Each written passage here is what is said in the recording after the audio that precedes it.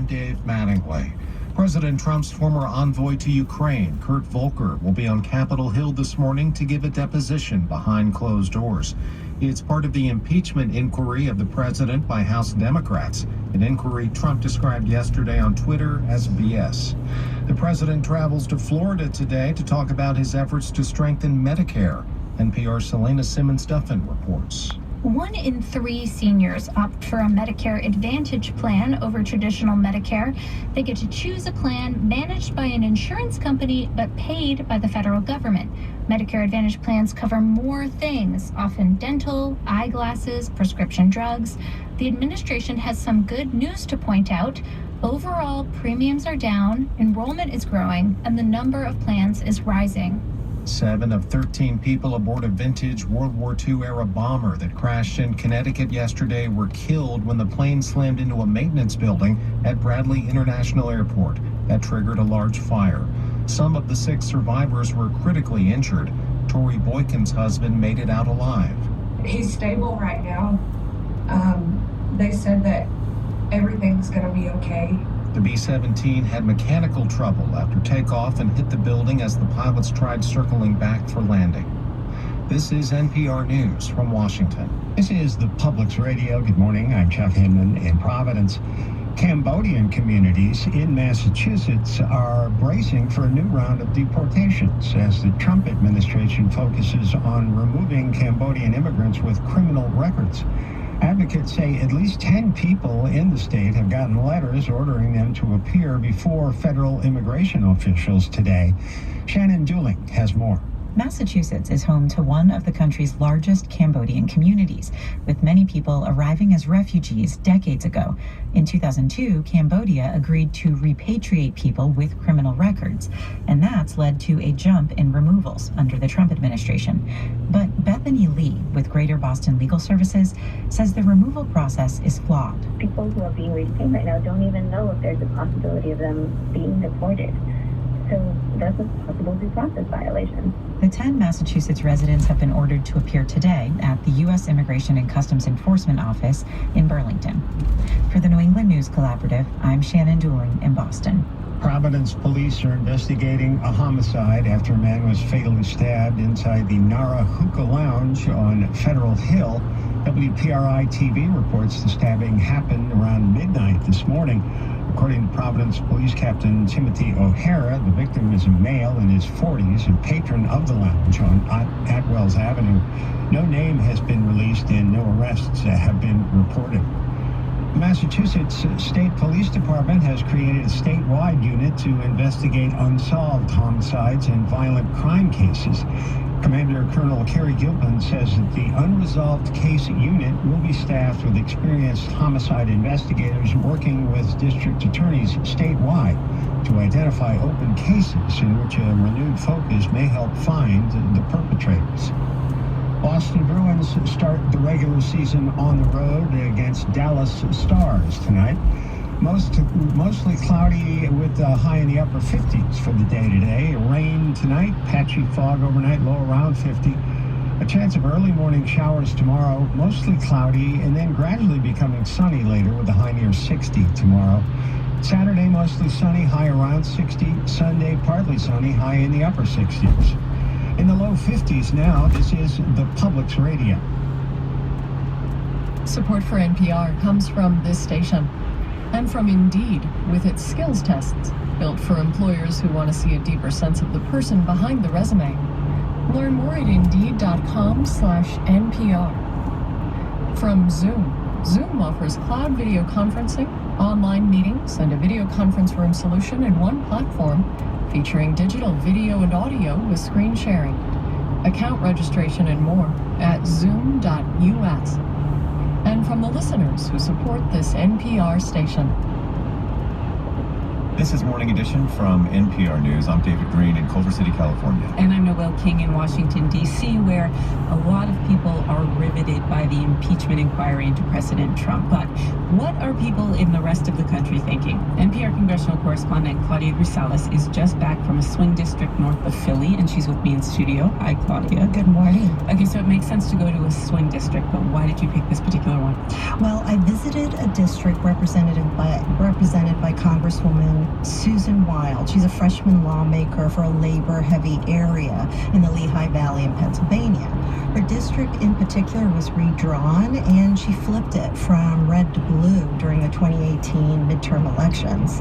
However, Trump won the state in 2016, so Wild didn't jump on the impeachment wagon right away.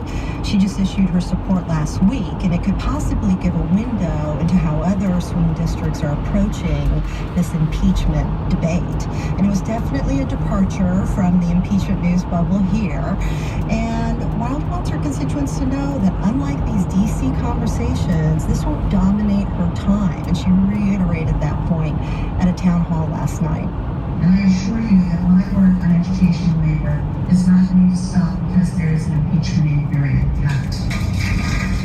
So this was Wild's first chance to visit with voters to gauge their reactions and her shift in position. She says she reached her impeachment decision after weighing the new whistleblower revelations against her oath to uphold the Constitution and signed on. Wild knows voters want to talk about things like climate change and health care and education, and she doesn't want impeachment to suck all the oxygen out of these other pressing matters. Okay, so let's talk about what the voters told you, right? Because they're not in the D.C. bubble. So when you spoke to them about the inquiry, what did they say? Do they care? Do they not care? They do care, but there's other issues that matter more to them. I went to Wild's meeting with labor leaders at the Teamsters Local 773 in Lehigh Valley in Pennsylvania, and it was a large packed gathering that I also saw at a downtown Allentown church, and they wanted to talk about things like worker safety and early education, and impeachment hardly came up. Instead, voters are worried about how to improve concerns about health insurance or even prescription drugs. And I talked to one of those constituents. Her name was Ann Radikovitz, and she represents federal, county, and local workers. She says she's impressed with Wild's ability to juggle concerns about impeachment, but still keep her needs front and center. I need some kind of support to know that she's going to do what she can to guarantee the kind of future that I could have so that I can live like my grandparents do. I can retire. I can have stability. And I can do that with dignity. So other voters I spoke to were on the same page. They applauded Wild for taking a patient approach to the inquiry and not jumping on the bandwagon right away. You also spoke to some people who just don't support the inquiry, right? Yes, I spoke to one voter who voted, he supports Trump, David Potter. He's an engineer, father to four, and he calls himself an ex-Democrat. And he came out to Wild's event on education at the downtown Allentown church. And while he voted for her GOP opponent, he wanted to hear from her when it came to education. So he shared something with the Democrats I talked to. He wanted to keep the focus off impeachment. He said Trump opponents need to come up with their own way to make America great and not waste time fighting with the president. I think that's a move that could destroy the United States, because I think it undermines the basic process of what the president is supposed to do. Potter also said he may vote for Wild, but if she votes for impeachment, he'll vote for the Republican. Oh, that's really interesting. NPR congressional correspondent Claudia Grisales, thank you so much. Thanks for having me. So why did President Trump leave a federal agency without a permanent director for several years? And what are the consequences? Those are some of the questions surrounding William Perry Pendley. He's acting director of the Federal Bureau of Land Management, and he's leading this agency even though he spent years as a lawyer fighting against its very existence. Despite the questions, Pendley's temporary appointment was extended this week. Here's NPR's Kurt Sigler. The Bureau of Land Management is the agency that decides who gets to do what on 250 million acres of public land, or to put it another way, roughly 10% of the entire U.S.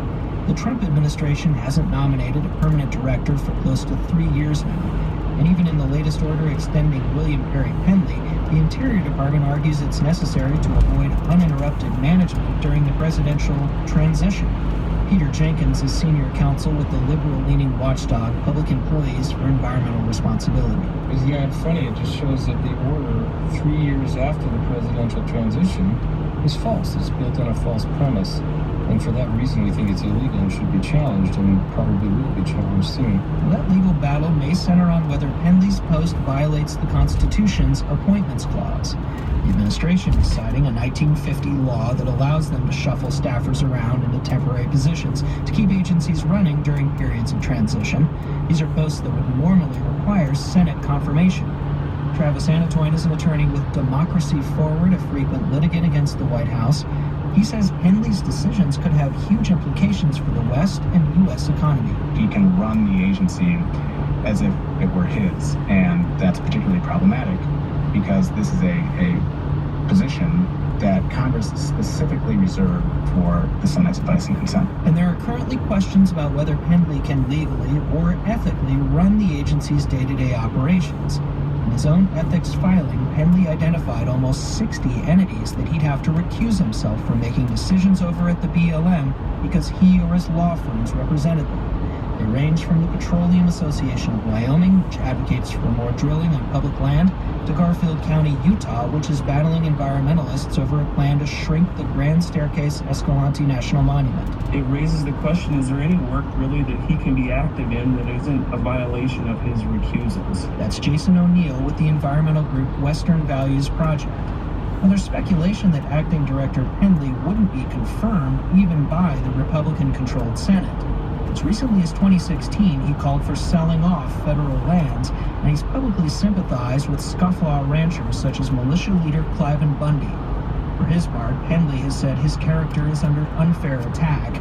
Here he is recently speaking to Billings, Montana radio station KBUL. I'm a Marine. I understand the chain of command. I understand and know how to follow orders. I get it. So whatever I've done or said in the past is irrelevant. Pendley's post as acting head of the Bureau of Land Management is currently set to expire January 3rd. Kirk Sigler, NPR News. Later today on All Things Considered, scientists are finding that some plants and animals seem to have an edge surviving the warming climate. The hope is these super adapters can help preserve their species. To listen to that story, tell your smart speaker to play NPR or ask for your member station by name. This is the Public's Radio 89.3 FM, serving Rhode Island and southeastern Massachusetts. It's a Thursday, October 3rd, and still to come this morning, the new movie Joker has proven controversial, accused of possibly inciting violence.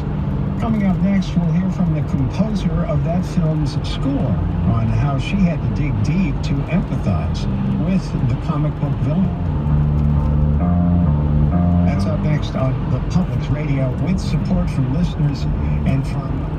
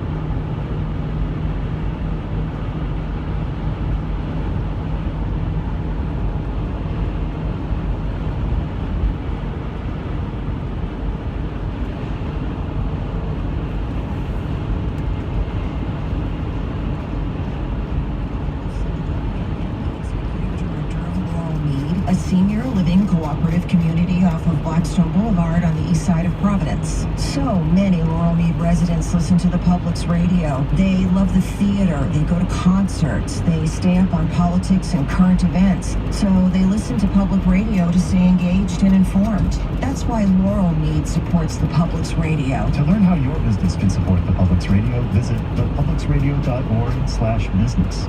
Support for NPR comes from this station and from the Skoll Foundation, working with social entrepreneurs, innovators, and funders to accelerate solutions to the world's most pressing problems, both at home and abroad.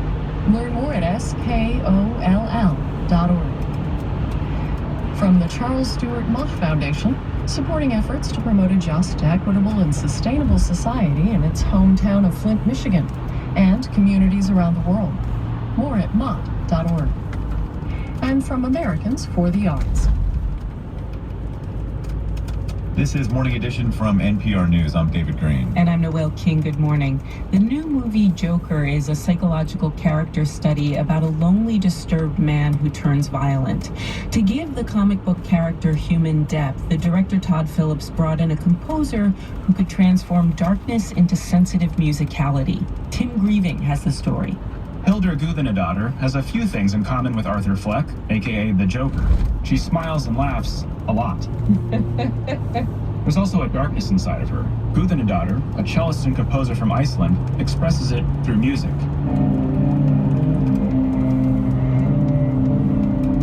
In a lot of my music, it's kind of contemplative.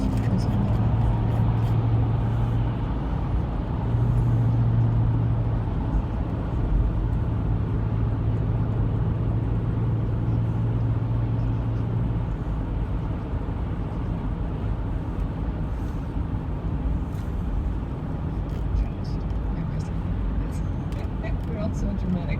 She played in pop bands.